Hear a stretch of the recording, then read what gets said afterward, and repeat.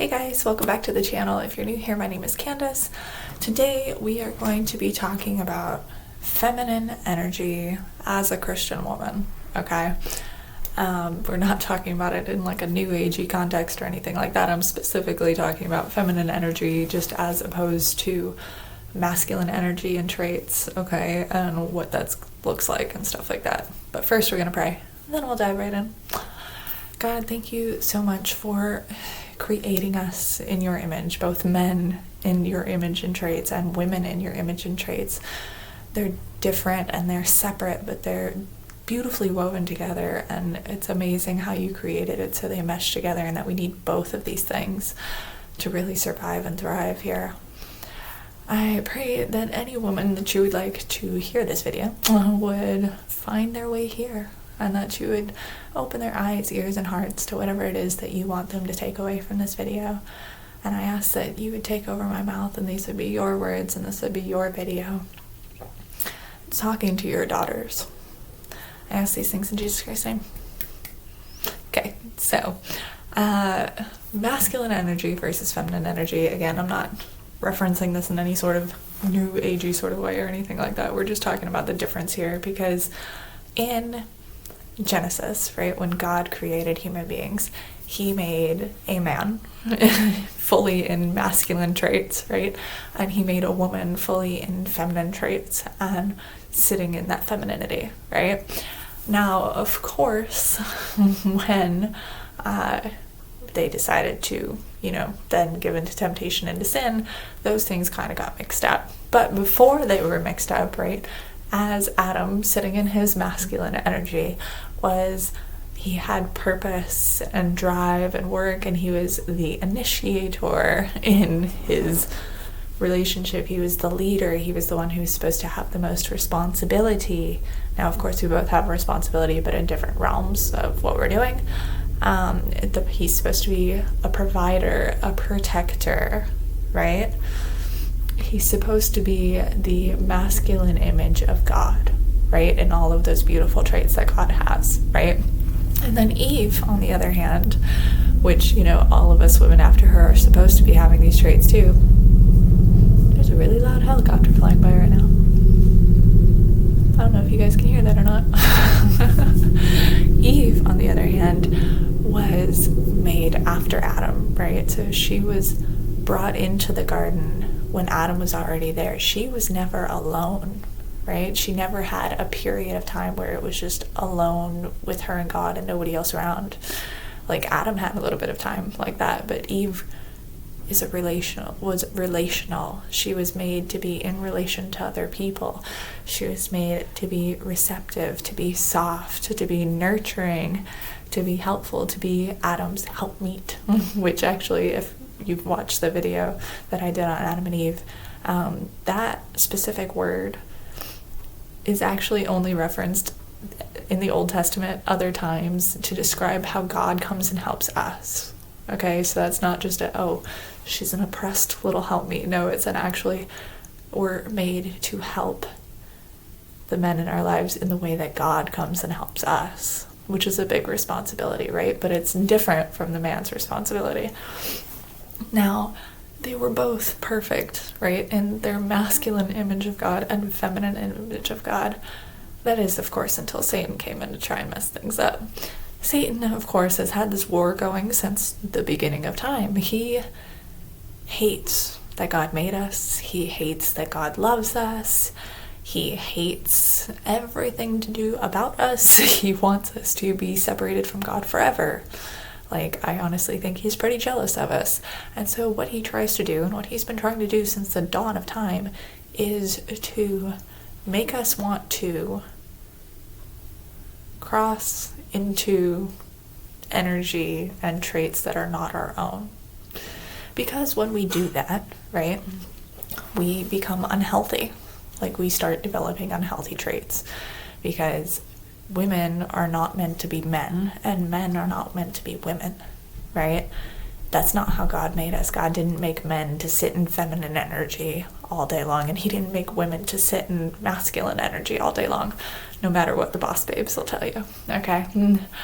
So Satan came in and he's like, let's mess things up a bit, right? And when he did, okay, Adam and Eve were like right next to each other, okay? And the serpent starts talking to Eve. The serpent knows if I can get her to swap first, then Adam will just kind of roll along with it. So the serpent goes and talks to Eve first to kind of shift her into the masculine energy, right? And because Adam is not saying anything, he does not step up to protect his wife, he does not interject and say, no, this isn't the truth, don't listen to this little serpent, whatever. He is taking a step back and going into feminine energy, right? And this is where, of course, they end up eating the apple, or it's not really an apple, it just says fruit in the Bible. I don't know why everybody is just like decided it's an apple. It was some sort of fruit. But this is where they ate the fruit that God said not to do so, and they ended up kicked out of the garden, right? And sin entered the world.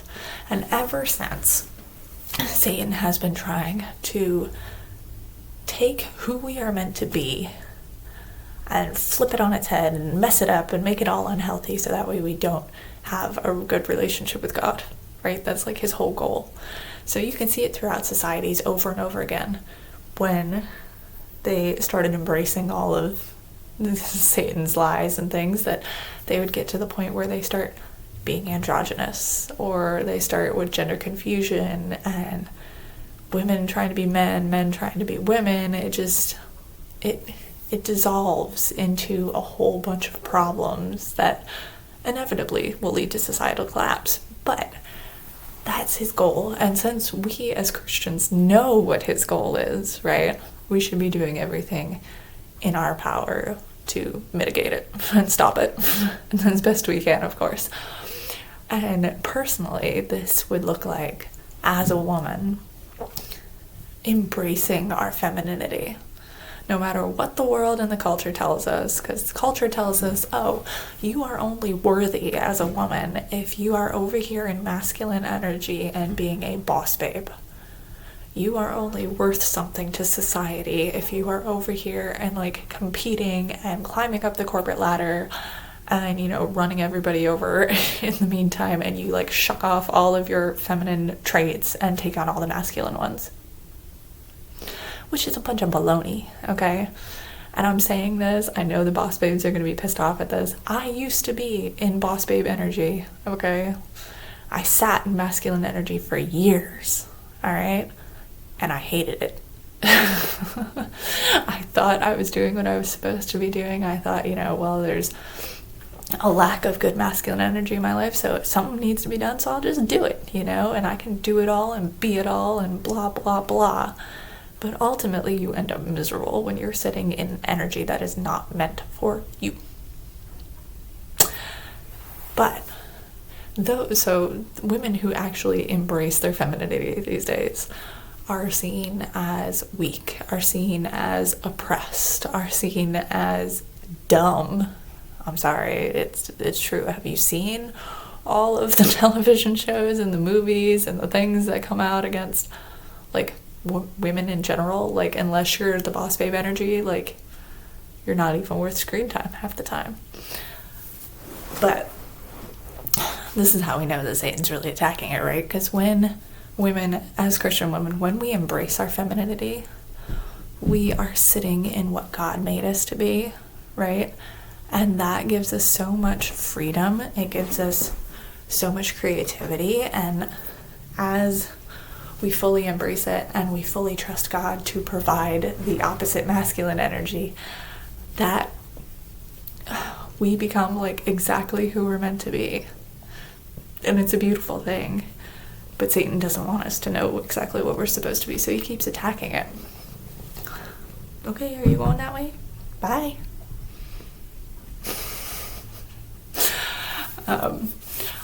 But in order to embrace our femininity fully, okay, in order to fully feel safe enough to be vulnerable, to feel safe enough to be softer, to feel safe enough to be nurturing and be that softer, feminine, receptive energy, right?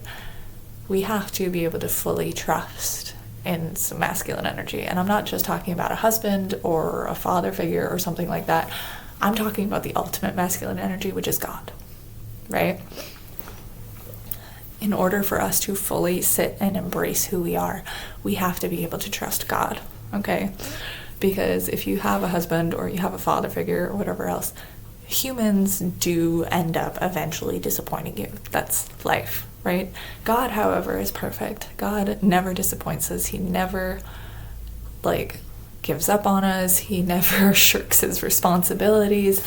God is the ultimate in perfection, and he loves us fully and deeply, right? So when we fully trust him and we know that he is going to provide the perfect masculine energy to protect us, to provide for us, to take care of us, and to be, the leader and the one with the most responsibility, we then are able to, as women, let go of all of those worries of what's going to happen or how we're going to provide or this or that.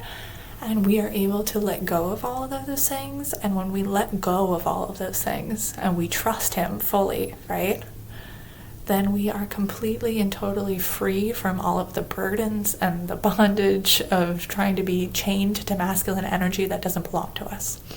Okay? And so when we are fully free in that, and we can explore who we really are and embrace our own femininity, it ultimately leads to our joy, okay? It leads to us being super happy because we've found who we really are, and we can sit in who we really are and just enjoy it, right? Because society doesn't want us to do that, right? We're seen as totally countercultural if we're actually embracing our femininity instead of androgyny or masculine energy, right? So we need to be prepared for the fact that we're going to seem like weirdos, but that's okay, because when you're totally secure over here in your own femininity and you're trusting God and you're totally free, it doesn't really matter what anybody else thinks about it because you're already super happy with yourself, so it doesn't matter, right? Now, why most women tend to veer out of their lane of femininity and end up over in the masculine side of things is usually, okay, I know when I did it for years, it was because there was a void of healthy masculine energy in my life, right? So I felt like I had to step in and take care of things and, just pick up the slack and do what I needed to do to get things done and just live in the masculine energy because that's what it took to make things happen, right? This, of course, is not healthy for us as women. I mean, we can take on this energy for a while, right, and not be too horribly affected by it. But when you are sitting in this energy for an extended period of time, it changes the way you perceive things. It changes your attitude. It changes how you treat other people. It changes that softness inside into hardness. And it just ends up being super unhealthy in the long term. Not to mention incredibly exhausting because we're not meant to be over here. This is not our lane. This is not our responsibility, right? And yet a lot of women who have this void of masculine energy will feel like they need to take on this energy and do them both and do everything perfectly, right? And just do it all and be it all. But that was never our responsibility. It's not your job to be both. God didn't make us to be both. He made us to be in our femininity exactly the way he wanted us to be. And that is our responsibility. He will take care of the rest. But because there's such a void in a lot of women's lives, we tend to step into the gap, shall we say. And like I said, it's unhealthy. It's not good for us long term. A lot of boss babes will probably argue with me on that, but it isn't. I mean, if you've been sitting over here for any length of time, right, you start feeling this deep dissatisfaction with your life. You start feeling this deep dissatisfaction with who you are and how you've had to take on all these responsibilities and these cares of the world, and it's just it's so out of our realm of who we're supposed to be that it tires us out so badly over the course of a long period of time and can make you jaded and bitter and like all sorts of negative emotions that we shouldn't have to deal with so much.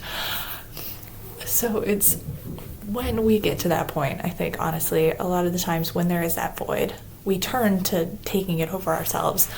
But the best thing to do, right, is to trust God to fill in that gap. And trust that God will take care of you. Trust that God will provide. Trust that eventually, if God wants you to get married or have a family, that he will provide that masculine man who's going to come in and be that energy, right? And even on the days when that masculine man disappoints you, and because ultimately we all will disappoint somebody else, right? On the days when he disappoints you, or the days that he's not fully feeling it or doing what he needs to do, you know that God ultimately is going to take care of you anyway. So you can still trust and sit back in your feminine energy and just be who you're meant to be, right? Now, of course, this goes both ways. Some men tend to try and sit in feminine energy, and when they do that for too long, they end up having a lot of unhealthy issues too. We need both as a part of this world, right? Satan is attacking both ends of this spectrum. He is attacking healthy masculinity and he's attacking healthy femininity and trying to make culture feel like neither one of these things should exist because they're toxic, right? It's toxic to be a woman who's actually trusting in a man or trusting in God and, being soft and feminine and vulnerable. It's toxic to be a man who's actually initiating and taking charge in leadership and being responsible and like doing all of the masculine things. So we consider that toxic too, even though it's not, right? And so Satan will try to get us to go into androgyny or even to flip our roles, which isn't healthy for us, right? But when we trust God, we can sit in who we're meant to be. And we can be receptive, be feminine, be vulnerable, be happy and joyful and creative and all of the beautiful things that we bring to the table as feminine women, right? I think that's probably about what I'm going to leave this video on today. This is probably going to become a series. We'll be diving a bit more into it and different topics of it in the next video. See you guys.